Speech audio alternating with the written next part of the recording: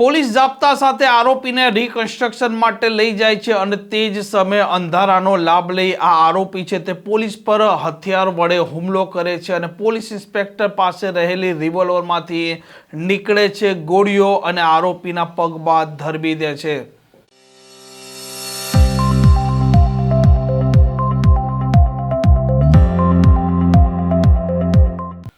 नमस्कार, आप जो रहा छो हॉटलाइन न्यूज और हूँ छूं अपनी साथे तौफिक गाची। गुजरात में जे प्रकारे असामाजिक तत्वों और आरोपीओ अवारनवार सामान्य लोको और पुलिस पर हुमला करी रह्या छे त्यारथी आ राज्यना लोको छे ते सतत कही रह्या छे के पोलीसे आवा तत्वोना विरुद्धमां कड़क कार्यवाही करवी जोईए, परंतु आवा तत्वो छे ते पोलीसना जाप्तामां पण तेमना पर सतत हुमला करी रह्या छे अने थोड़ा दिवस पहला अमदावादमां पण पोलीसना जाप्तामां एक आरोपी हतो ते कांच वडे पोलीस कर्मचारी पर हुमलो करे छे अने ते समये क्राइम ब्रांचना पोलीस इंस्पेक्टर तेमना पासे रहेली छे रिवोल्वर हती तेनो उपयोग करे छे अने आरोपीना पगमां गोળી ધરબી દે છે। આવી જ ઘટના રાજકોટના આરકોટમાં બની હતી, જેમાં આ 6 વર્ષની દીકરીના સાથે તેણે દુષ્કર્મ કર્યું હતું અને તેના ગુપ્તાંગના ભાગને પણ તેણે ઈજા પહોંચાડી હતી। આ ઘટનાએ ચકચાર મચાવી હતી। સૌ કોઈ આરોપી છે તેના પર ફિટકાર વરસાવી રહ્યા હતા અને રાજકોટ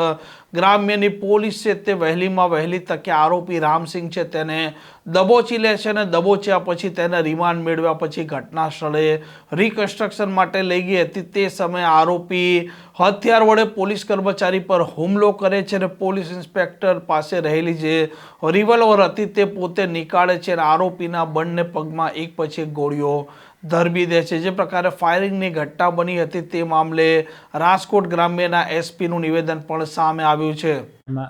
રાજકોટ જિલ્લામાં આટકોટ પોલીસ સ્ટેશનમાં રેપ અને પોક્સોનો ગુનો દાખલ થયો હતો, જેમાં 7 વર્ષની દીકરી સાથે આરોપીએ દુષ્કર્મ કરેલો હતો।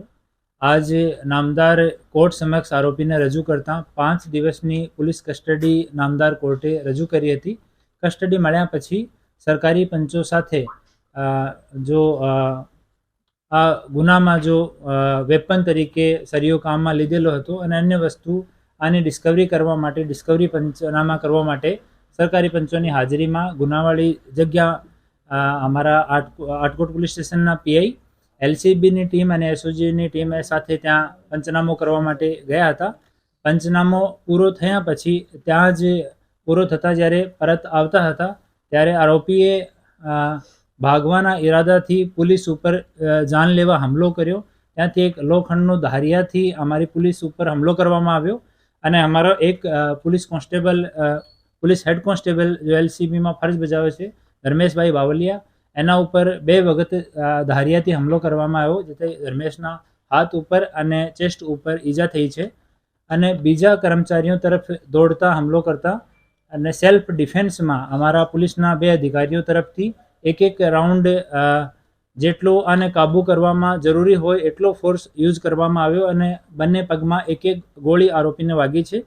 ઘટનાની તુરંત કંટ્રોલ રૂમમાં જાણ કરવામાં આવી અને તુરંત 108 ઉપર કોલ કરવામાં આવ્યો અને આરોપીને અને અમારા ઘાયલ પોલીસકર્મી બંનેને આટકોટમાં જો ડૉક્ટર બોગરાનો હોસ્પિટલ છે એમાં એડમિટ કરવામાં આવ્યા। ત્યાં પ્રારંભિક સારવાર થઈ છે। એના પછી આરોપીને અને અમારા ઘાયલ પોલીસકર્મી બંનેને રાજકોટ સિવિલ હોસ્પિટલ ખાતે રેફર કરવામાં આવે છે અને હવે બંને ઓન ધ વે છે। આરોપી છે તેમની હાલત કેવી છે? ખતરાથી બહાર છે કે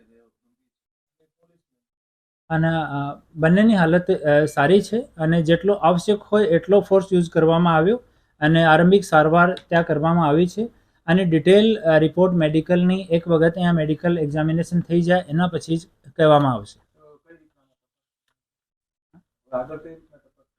અમે એની પહેલા દિવસથી જ અમે તમામ ઇન્વેસ્ટિગેશન માટે ફોરેન્સિકના પુરાવા અને જેટલા સાક્ષી જેટલા છે આ તમામ વસ્તુને લઈને એકદમ પ્રોપર તરીકાથી તપાસ ઝડપથી જેટલી વહેલી થઈ શકે જેટલી જલ્દી થઈ શકે એટલી જલ્દી તપાસ કરીને અમે ચાર્જશીટ કરવાના છે। એ જ રીતે અમે લોકો પ્રયાસ કરી રહ્યા છીએ। આરોપીના પગમાં બંને પેરમાં ઘૂંટણાથી નીચેના ભાગમાં બંને પેરમાં ગોળી વાગી છે। પોલીસ ઉપર હુમલો કર્યો છે એનો બીજો ગુના દાખલ કરવાની કાર્યવાહી આટકોટ પોલીસ સ્ટેશનમાં ચાલુ છે. સાહેબ, આરોપી સારવાર હેઠળ હશે તો 5 દિવસ વધુ રિમાન્ડ માંગણી કરવામાં આવશે. આ એક વખત 5 દિવસ પછી વિચારવામાં આવશે. આમ જે પ્રકારે આરકોટમાં આ ઘટના બની હતી અને આ પોલીસ કર્મચારી ઇજાગ્રસ્ત થયા છે, આ આરોપી પણ ઇજાગ્રસ્ત થયા છે, બંનેની સારવાર અત્યારે ખાનગી હોસ્પિટલમાં ચાલી રહી છે અને આરોપીના વિરુદ્ધમાં પોલીસે વધારે એક ગુનો દાખલ કર્યો છે, જેમાં પોલીસ કર્મચારીની ફરજમાં રૂકાવટ, હત્યાના પ્રયાસ સહિતની અનેક કલમો તેમાં લગાવવામાં આવી છે. આ પ્રકારની ક્રાઇમ સ્ટોરી માટે હોટલાઇન ન્યૂઝની આ ચેનલને લાઇક, શેર અને સબસ્ક્રાઇબ કરવાનું ભૂલતા નહીં. નમસ્કાર. આવા પ્રકારના વિડીયો તમને જોવા ગમતા હોય તો હોટલાઇન ન્યૂઝ ચેનલને લાઇક, શેર અને સબસ્ક્રાઇબ કરો.